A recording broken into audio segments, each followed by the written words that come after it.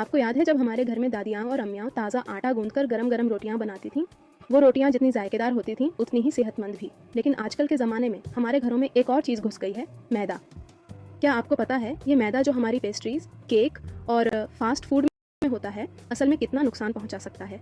आज हम बात करेंगे मैदे के पीछे छुपी सच्चाई की और क्यों ये इतना ज़्यादा इस्तेमाल होता है बावजूद इसके कि इसके बहुत नुकसानात हैं। मैदा असल में रिफाइंड फ्लोर होता है जिसमें सबसे ज़रूरी चीज़ें जैसे कि ब्रान और जर्म निकाल दी जाती हैं।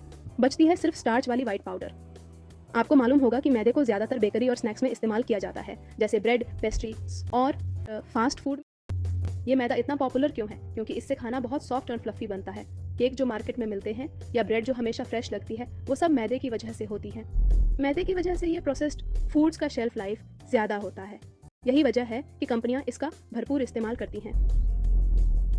मैदे का इस्तेमाल तब से शुरू हुआ जब इंडस्ट्रियल रेवोल्यूशन के दौरान मास प्रोडक्शन का दौर आया। तब रोटी और बेकरी प्रोडक्ट्स को लंबा शेल्फ लाइफ देने के लिए रिफाइंड फ्लोर का इस्तेमाल बढ़ गया। लेकिन जैसे जैसे वक्त गुजरता गया, हमें मैदे के नुकसानात का पता चलता गया।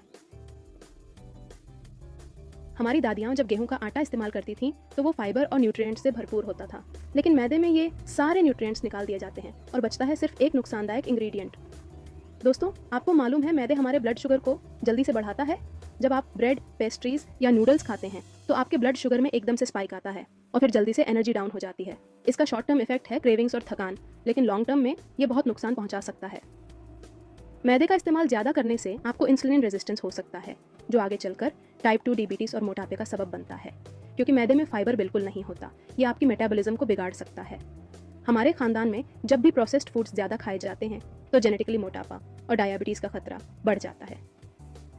हमारे घरों में आजकल मार्केट से खरीदे गए समोसे, कचौरी या फिर बर्गर्स का ट्रेंड है। इन सब में होता है। और आपको पता होगा कि मैदा हमारे ट्रेडिशनल देसी खानों के मुकाबले में बिल्कुल भी सेहतमंद नहीं है।